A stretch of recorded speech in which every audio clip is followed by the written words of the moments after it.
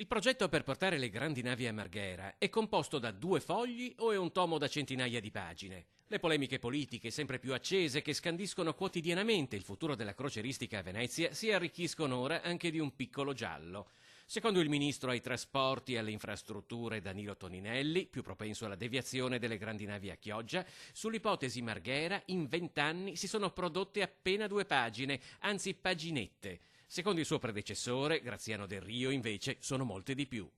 Probabilmente avrà perso il faldone, ma basta che lo richieda l'autorità portuale di Venezia e comunque l'abbiamo discusso per anni questo problema, quindi siamo veramente, no, se non ci fosse da piangere ci scapperebbe da ridere, perché veramente dire che ci sono 2 paginette quando ci sono centinaia di pagine di studi fatti da, ripeto, capitaneria, autorità portuale, proposte, discussioni fatte con tutti gli enti locali.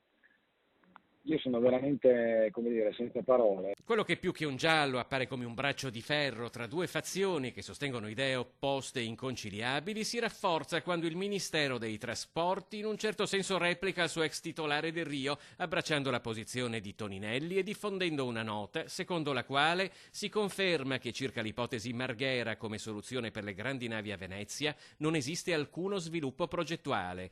Abbiamo soltanto, continua la nota, una sommaria analisi multicriteria su svariate opzioni, nulla che abbia a che fare con un approfondimento di progetto, anche solo a livello di fattibilità tecnico-economica.